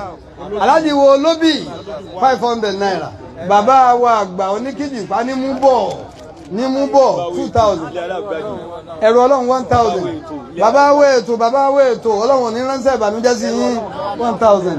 Ẹ̀rù Ọlọ́run kan tó rán ọmọ wa òjíṣẹ́ Haji Ismail Ọlọ́dán, Haji Ismail Yisa Ọlọ́dán. Ẹ̀rù Ọlọ́run 1000. Ibrahim Yusuf 1000. Lukman ọmọ Mariama láti Èkó ọlọ́kọ́lọ́wọ́n ṣàánú 1000. Abdulrasheed Kọ́lábà 1000. Ọjà sọ pé 1000. Àfà Muhammad ẹrú Ọlọ́run Àfà Ali Chief Imam Atiran àwọn dà Chief Imam Atiran mọ́ lọ gbà ká máa lọ ọlọ́bẹ̀ lẹ́nu Alhaji Agba ní o 5000 naira. Abdul Gani Yajanasi 1000 naira. Ẹrú Ọlọ́run bàbá wa NTA Àfà wa Alhaji Abdulrahim Alhaji Agba NTA Ọlọ́run ojú ọmọ dá sí àwa wọn ni. Bàbá Malim Sheikh ilé ìgbàlẹ̀ àfà wa nílé ìgbàlẹ̀ àwọn àfà wa ní 1000. Ìyá wa kan ẹrú Ọlọ́run wọ́n jíṣẹ́ wọn o. Taofik Ajijola Nabi 500. Sọmọkéwùkẹ́ kò sí mbí tí ọ̀dákwa rẹ̀. Absalami Ajao alhamdulillah ẹ̀yọ̀ bó ń ṣe Ọlọ́run jama. Haji Ali ẹrú Ọlọ́run jọ́jàre owó tí ń bẹ lọ́wọ́ mi yìí 10,000 naira. Alhaji Ali yóò mọ̀ dá sí ẹ̀kọ́ oníṣẹ́yìn. Ẹ̀dọ́kọ̀ ẹgbẹ́lẹ̀ yìí Alhaji Abdulgani ìsàbí ẹ̀tò ọmọ bàbá lórúkọ Alhaji Abdulgani ìsàbí ètò lórúkọ ìyàwó rẹ̀ mọ́mí Ahmad àti Muhammad 100,000 naira. Ọlọ́run bí ẹ tó ṣe sílẹ̀ àfàgbà náà ni ẹlọ́kàn yẹn abiyamọ ẹ bá ń dánu jọ kèéní kankan Ọlọ́run bí ó ní ọkàn ní ọkàn báyìí ẹni ọba lóun ó ṣe náà ní máa ń rí ṣe kí a ní bó mo ti rí yìí èyàn ò sì ní rí Ọlọ́run wọlá pé ẹ̀mí ìṣe ní ń bẹ lára Abdulgani yìí ẹ̀tọ́ dàpọ̀ Ọlọ́run bí ó ní yọ sẹ́kù. Tí bàbá fi jòkó lọ́dún yìí ní tafsir àti tébù ẹ̀tọ́ ló ṣe Abdulgani Haji Abdulgani ẹ̀tọ́ Ọlọ́run jọ jàre méje nǹkan kan sí Haji Abdulgani ẹ̀tọ́ ẹ bá ń panu bismillahir rahmanir rahim lẹ́ẹ̀kan náà bismillahir rahmanir rahim. Ẹ̀rọ Ọlọ́run kan ní kọ́lọ́run ó sì rọrùn fún un. Ẹ̀rọ Ọlọ́run kan ṣẹ̀ṣẹ̀ bẹ̀rẹ̀ ṣọ́ọ̀bù rẹ̀ lénìí ọlọ́run jẹ́ ọjà rẹ̀ ṣèbẹ̀ nírọ̀rùn fún ọ yóò ti bẹ̀ kọ́lé tiwọn kó ní ṣọ́ọ̀bù kó nílé iṣẹ́ tiẹ̀ kọ́rọ̀ rẹ̀ ó sì máa dá sí i gbogbo ẹni ọba ṣe ámì pẹ̀lú bísímìláì ọlọ́run jẹ́ orí bẹ̀ fóun náà bísímìláì alásàlátù máṣà 1000 naira yóò máa dá sí i alásàlátù Ansarul-Islam Akérébíàta 2000 naira àfa lówó ajánásì 2000 naira Abdulgani 1000 naira Abdul-Jalil 1000 naira ìyàwó ajétùmọ̀bí 500 ìyá múmìnà ayára àpò ayára ìyá múmìnà àpò ayára 500 naira gbogbo owó mi tún dé a máa dákọ̀ ara wa òun ni ká dákọ̀ bẹ́ẹ̀ ó dáa àmìra wa ní women wing ìlọ́tọ̀ 1000 naira ìyàwó alájà àmì náà mi ọ̀gá 1000 náà ní kà yìí mo ní mo fẹ́ gbókò ẹnì kọ̀ọ̀kan wọn bá a ṣe máa ṣe nù yìí sì ìpè wa àbí ìpè wa ni ìpè wa ẹ̀rán tí bàbá wà wájú bàbá wa kálukú ọmọ wa dákọ̀ ara rẹ̀ yóò mọ̀ kọjá létí wọn ó sì pé wa pípé tó pé wa ń ká mọ̀ fi ilẹ̀ àmìra gbogbo wa alájà wa haditha àmìra women wing 1000 naira alájà wa amina ẹ̀mí ọ̀gá 1000 naira alájà wa Fatima onígírísì kú 2000 tẹ́lẹ̀ ha 1000 naira alájà Mariam ẹlẹ́jà 1000 naira alájà yatuwo 1000 naira alájà ya Fatima 1000 naira ya hẹ́ẹ̀tì bàbá wa Dáúdù Bàlànà 1000 naira alájà ya Lukú Màálìmọ́tù wa lọ́wọ́n ọ̀jẹ́ 1000 naira ìyá Rafa wa nù 500 naira ìyá alẹ́ pàánù 1000 naira Màálìmọ́tù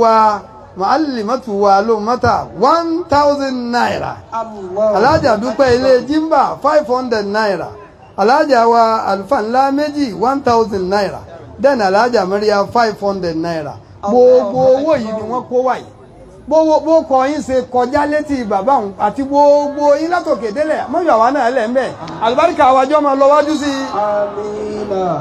dáwọn ọmọ máa rí lò lọ títí bárúkọ̀ọ́lá mo ṣe fẹ́ ká ṣe náà nù ni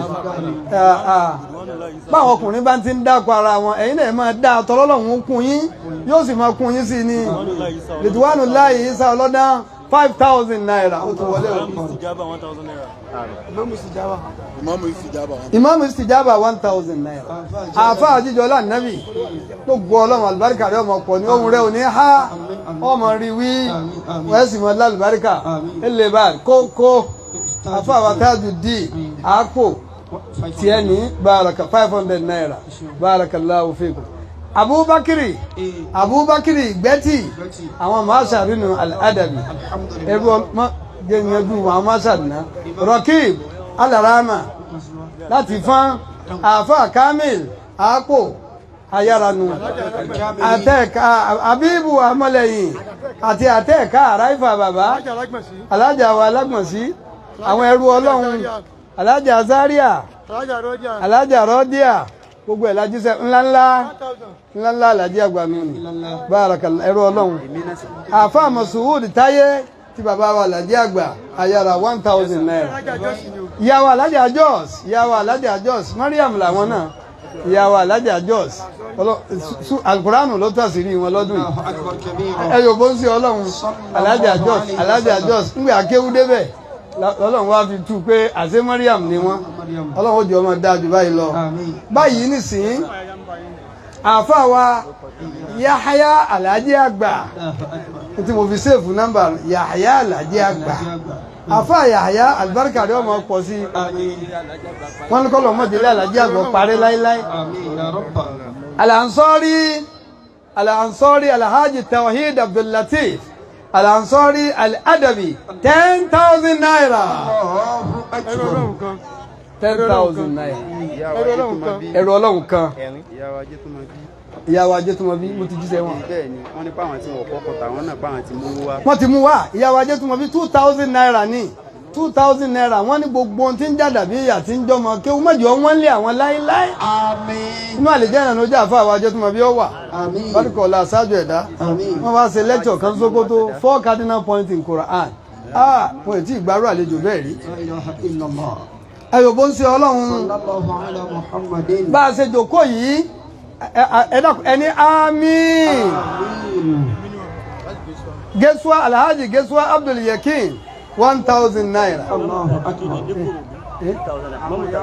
Imam Tajuddin ní Kòròdú gbogbo owó ẹ̀yin ìyá wa gbogbo owó ẹ̀yin ìyá wa tí wọ́n kó pọ̀ yìí owó àlùbáríkà gbogbo owó yín látòkè délẹ̀ gbogbo ẹnì kọ̀ọ̀kan yín oore tí ó ṣe fún yín lára àwọn ọmọ tẹ́ẹ̀fì wá pé yìí sì ṣe tó báyìí ọlọ́wọ́ ṣe nǹkan náà fún yín àwọn tá ń tọrọ fún wọn ọlọ́wọ́ jogun bẹ́ẹ̀ fún wọn bárúkọ̀lá aṣáájú ẹ̀dá onífi títẹ̀lé bàbá bú wa 5,000 naira Imamu Tajuddin ní Kòdú الله أكبر كبيرا Alhaji wa Salman Àtàndá àwa wọn ni o àwa wọn làájọ́ jòkó lọ́jà Alhaji Salman Àtàndá àwọn aṣáájú wa láǹsá ìsìlámì nù àmín آمين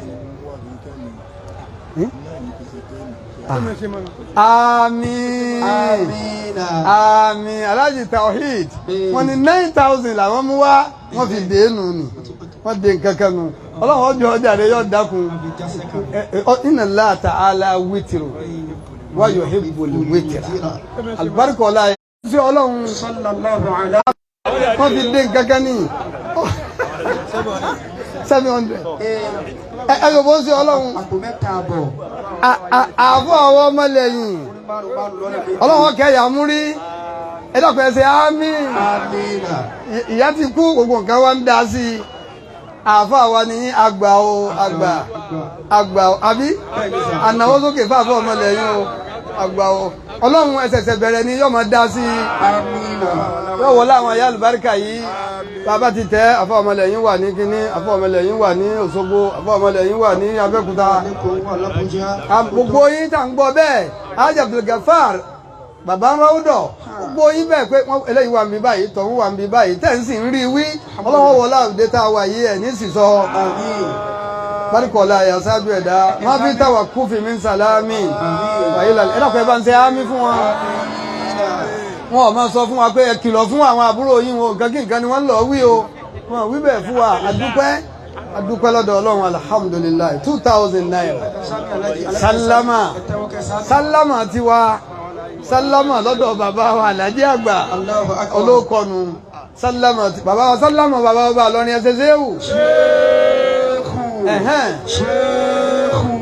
ṣe wàlọ́hù يعصمك من الناس لا تخاف دركا ولا تخشى ولا حول ولا قوة إلا بالله àlékún àlàáfíà ẹ̀kúnrẹ́ lọ́nà bá ṣe fún bàbá sálámà sálámà ti wà ní àjì olóko ọlọ́run ètò ní nizam ọlọ́run jọ máa dá sí i nílẹ̀ bá jẹ́lẹ̀ ilẹ̀ òkìtì olóko wà owó jáde ẹ̀yọ̀ bó ń ṣe ọlọ́run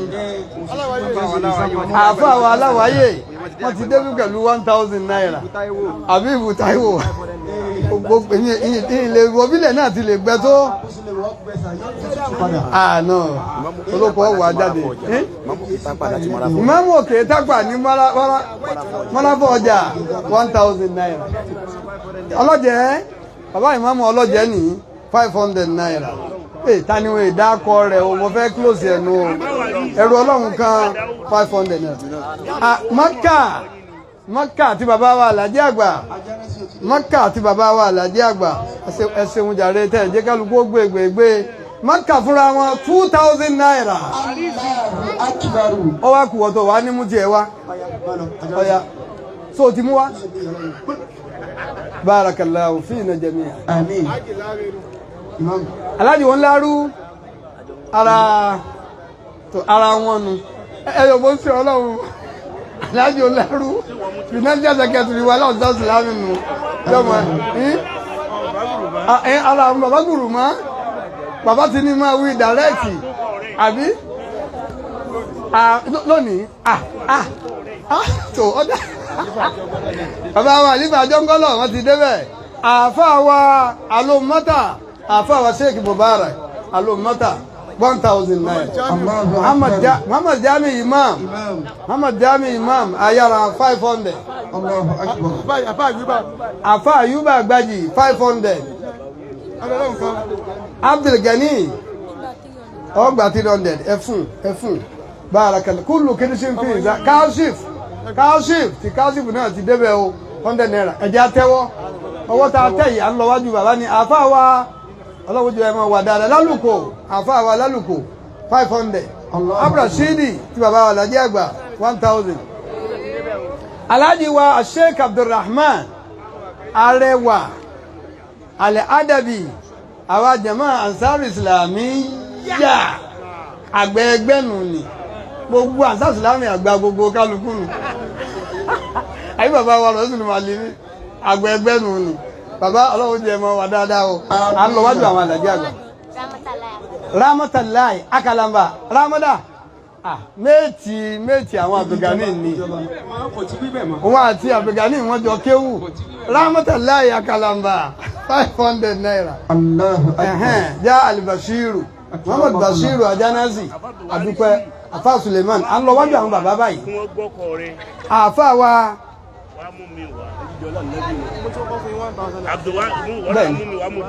Abdulwasi Abdulwahid Abdulwarith Abdulwarith Ajijola Nabi Abdulwarith Ajijola Nabi Abdulmujib Ajijola Nabi 500 naira Ọlọ́run alibarika yóò mú gbogbo wa dàrú barika ọlá àwọn ẹni rẹ̀ à ń lọ wájú àwọn bàbá àmọ́ bisimilayi kúrú wàláwù mẹ́ta wájú Alhaji Agba la wà yìí ọlọ́run o bàbá ìmọ̀lẹ̀ jáde ní ojú bàbá wọ́n ti wà ń bẹ̀ kọ́ máa lékún sí àlùbáríkọ̀ọ́lá àṣáájú ẹ̀dá ọlọ́run bá bukóre bàbá sí ọlọ́run bá bukóre bàbá salamun ala sheikhil kamali wa ali salamun ala sheikh Lukman afọ́ jẹ́ 500 Gàmbàrí ẹrù ọlọ́run orúkọ rẹ̀ lórúkọ rẹ̀ Abrahaman ó ní èmi inú àwọn tó wà ní online 2000 naira Abibulayi Ayub Fatima lọ́yà Fatima Suleiman 500 naira ọlọ́run ala sheikh kamal wa alihi ẹ̀dàkùn ẹjẹ́ àjọ wíwá ń sọ́ọ̀rì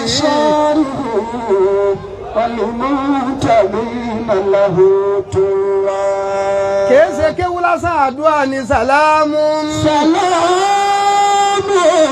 ala sheikh kamal wa ansaru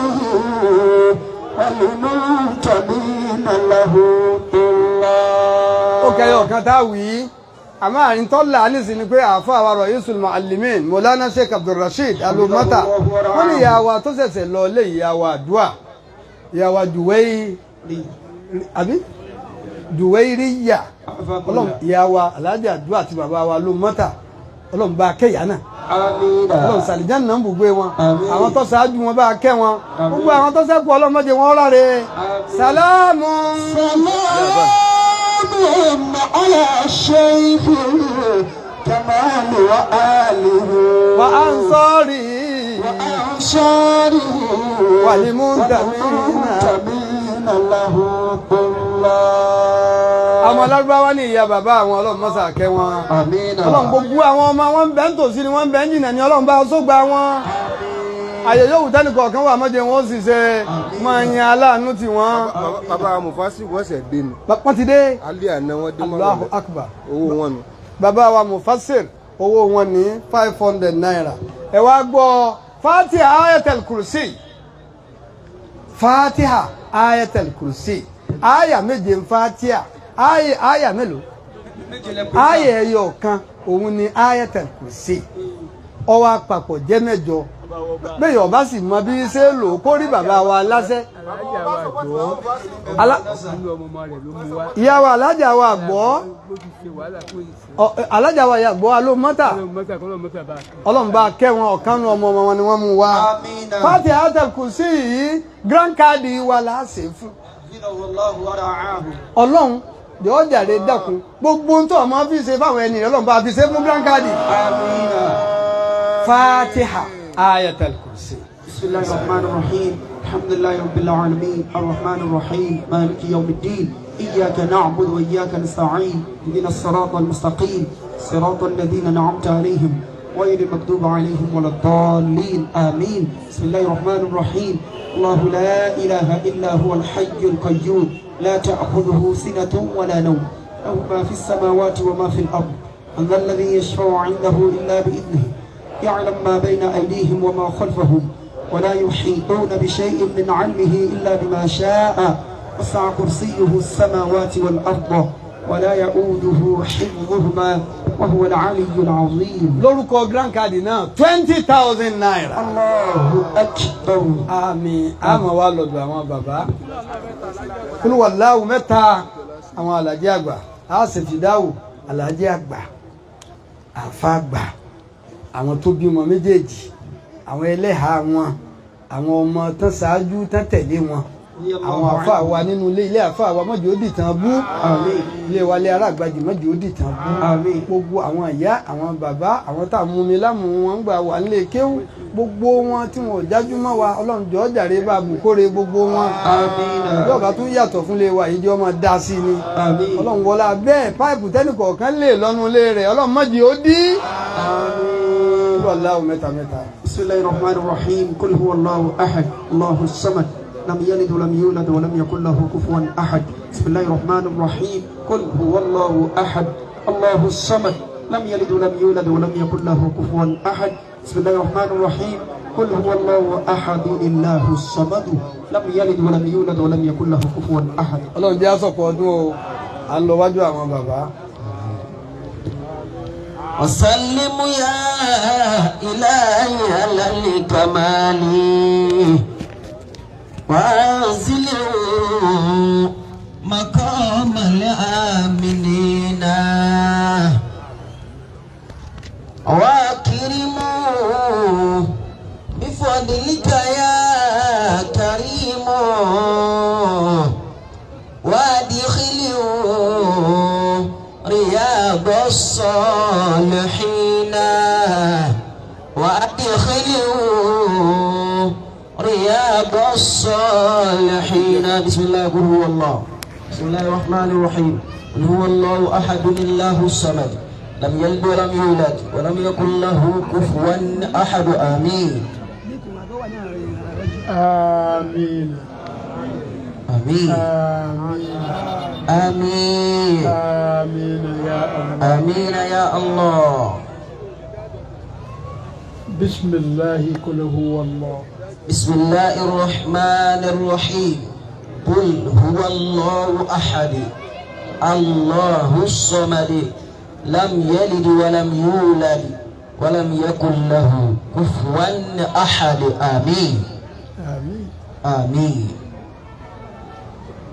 gbogbo wa ká panupọ̀ ká ṣe la ilaha illallah muhammadun rasulullah sallallahu alayhi wa sallam ká ṣe mọ́kànlá bismillahir rahmanir rahim. لا إله إلا الله محمد رسول الله صلى الله عليه وسلم. لا إله إلا الله محمد رسول الله صلى الله عليه وسلم. لا إله إلا الله محمد رسول الله صلى الله عليه وسلم. لا إله إلا الله محمد رسول الله صلى الله عليه وسلم. لا إله إلا الله محمد رسول الله صلى الله عليه وسلم. لا إله إلا الله محمد رسول الله صلى الله عليه وسلم. لا إله إلا الله محمد رسول الله صلى الله عليه وسلم. لا إله إلا الله محمد رسول الله صلى الله عليه وسلم. لا إله إلا الله محمد رسول الله صلى الله عليه وسلم. لا إله إلا الله محمد رسول الله صلى الله عليه وسلم. لا إله إلا الله محمد رسول الله صلى الله عليه وسلم. آمين. àwọn àfáàgbà رحمه الله رحمة واسعة àwọn tí wọ́n bí wọn àwọn táwọn náà bí رحمهم الله gbogbo àwọn tí wọ́n mú mi ìmọ̀ lọ́dọ̀ wọn رحمهم الله أجمعين àwọn bàbá رحمه الله تعالى àwọn tí wọ́n bí wọn àtàwọn táwọn náà bí رحمهم الله أجمعين àti gbogbo ẹlẹ́hà wọn رحمهم الله àti àwọn ọmọ tí wọ́n fi kú ṣàgbà wọn àti àwọn ọmọ kéwú tí wọ́n fi kú ṣàgbà wọn àti gbogbo ohun tí ń jẹ́ Adabiyyah àti gbogbo ohun tí ń jẹ́ Ansarul-Islam رحمهم الله àti gbogbo àwọn olólùfẹ́ àwọn bàbá رحمهم الله gbólóhùn tí a wí béèyàn bá manú rò yóò mọ̀ pẹ́ẹ́dú الحمد لله kò sì sí ní tó wúwo tó tó Al-Qur'an bẹ́ẹ̀ tí ń wo ni nǹkan kan bẹ́ẹ̀ tó ṣe yí pé ó so ọlọ́gbọ́n kọ́ ó so nílàákàyè kọ́ tẹ́nìkan ò lè rí túmọ̀ rẹ̀ tú òun náà ní kó lọ́wọ́ wọn lọ. Ọlọ́run fẹ́ràn wa púpọ̀ ọ̀rọ̀ ẹyọ kan kálùmọ̀ kan ń bẹ tó ṣe kó lágbára Ọlọ́run ṣàfibá gbogbo wọn. آمين àkókò lẹ́lòmíì lẹ́yìn rẹ̀ gbogbo àwa jàmá tí a wá síbí lónìí lápapọ̀ Ansarul-Islam àtàwọn Adabiyyah pẹ̀lú olólùfẹ́ àwọn bàbá wọ́n parí wáàsí sílé bàbá lónìí láàárọ̀ ní nǹkan bí ọwọ́ aago 9 àwọn obìnrin kan wá ẹ dákun àwọn obìnrin kan wá wọ́n rò pé láàárọ̀ ní wáàsí náà kí lẹ̀ ń fẹ́ wọ́n láwọn wá wáàsí ni láàárọ̀ kọ́ ó dìrọ̀lẹ́ bóyá wọ́n wà láàrin wa nísìn àwọn àgbàlagbà sí ni èyí ń fi hàn wípé ìfẹ́ bàbá ń bẹ lẹ́mìí gbogbo ayé. لا إله إلا الله Ibo wọn ti wá wọn mọ̀ wọ́n wá jí àlàkà ìtèmí náà fi pé káfùrà wọ́n ta mí jí ni kì í ṣe pé mo sùn tẹ́lẹ̀ o wọ́n jí làákà yìí ni pé bàbá búwá sí bàbá ń bẹ má jáde nílẹ̀ mo wá wà nílé fáá àmọ́ necessity ó mú túláàsì pé ń jáde wá àwọn kan wá dé mo ní ẹ dákun aago 4 nílò rí káago 5 tó lù ń darí ibi mo fẹ́ lọ ọlọ́run sì gbà bẹ́ẹ̀ nítorí tí mo fẹ́ lọ ṣe tí mo gbọ́dọ̀ ṣe mo débí aago 5 kò ṣẹ́jú 15 ni mo darí ó ṣe déédéé alhamdulillah mo dúpẹ́ fọlọ́run alhamdulillah ẹ rí gbogbo ohun tẹ́ ẹ ná ẹ má lérò wípé àná dànù lẹ náà o alhamdulillah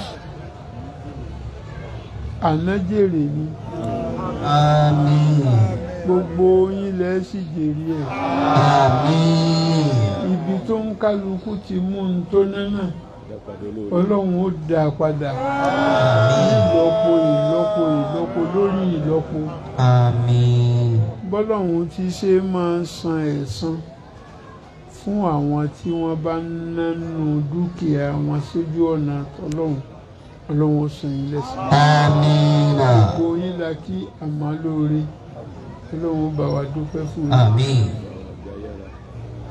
àfáà wa tó ṣe wáàsí fún wa حفظه الله ورعاه Ajíjọlá Ànábì أدام الله حياته. olólùfẹ́ mi ní púpọ̀. الله أكبر. sẹ́rí pé mo tún fi púpọ̀ kún ó nídìí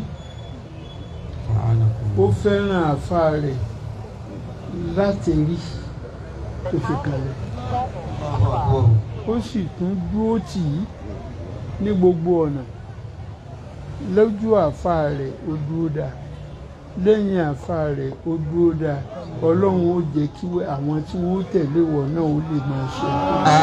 آمين. adúpẹ́ fún yín. àfáà wa international missioner. حفظه الله ورعاه وجدد الله صحته. ọ̀jọ̀gbọ́n ńláńlá professor tí ò sírú ẹ̀. abájọ tí àwọn bàbá wa ọba Ìlọrin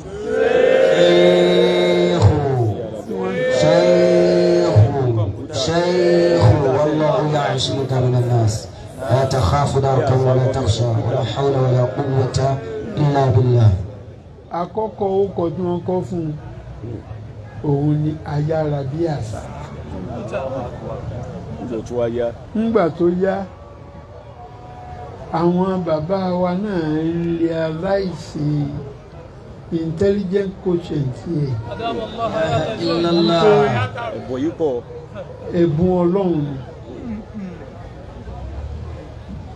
àti ìbáru ẹni tó nílú ẹ̀ pàdé.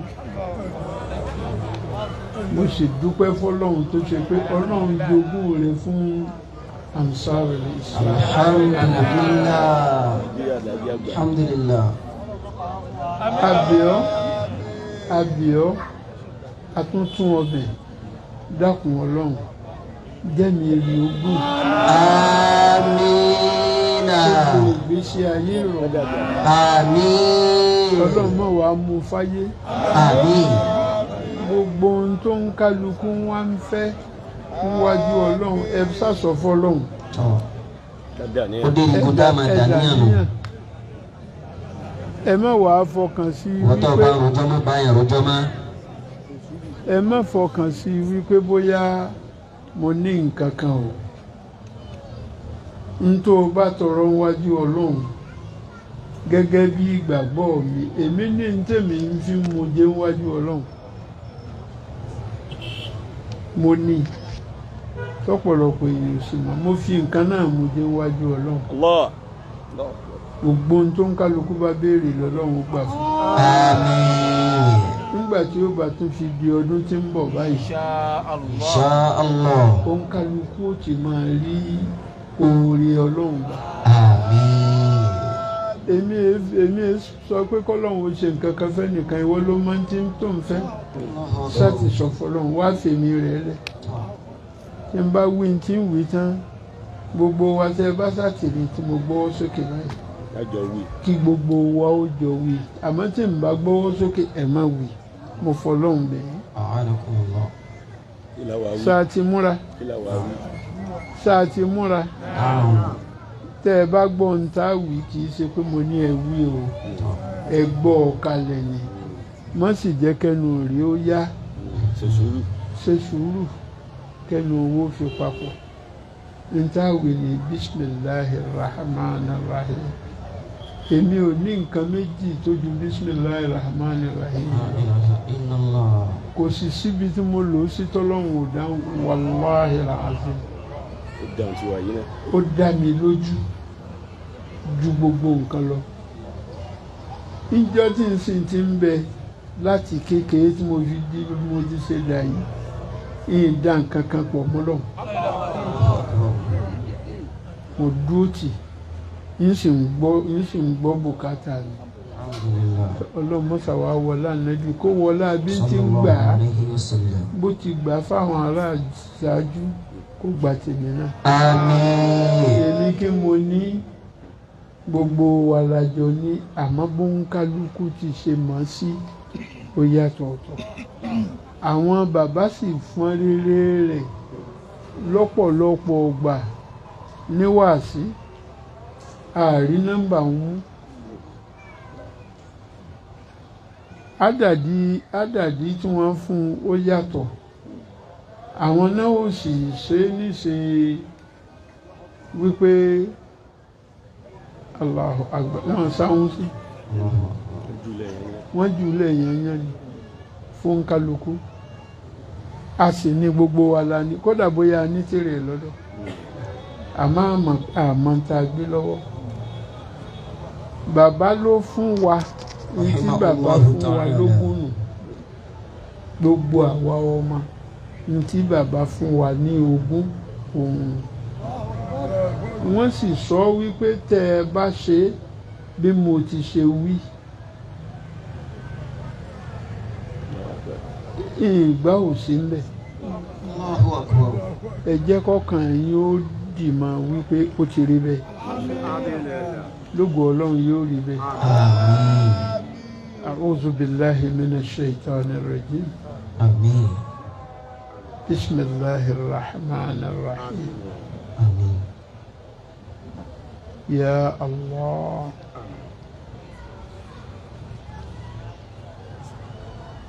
ya Rahman.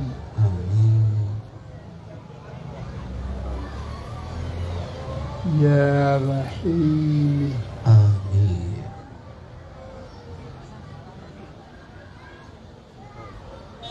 ya Zal Jalali wal Ikram. Àmín.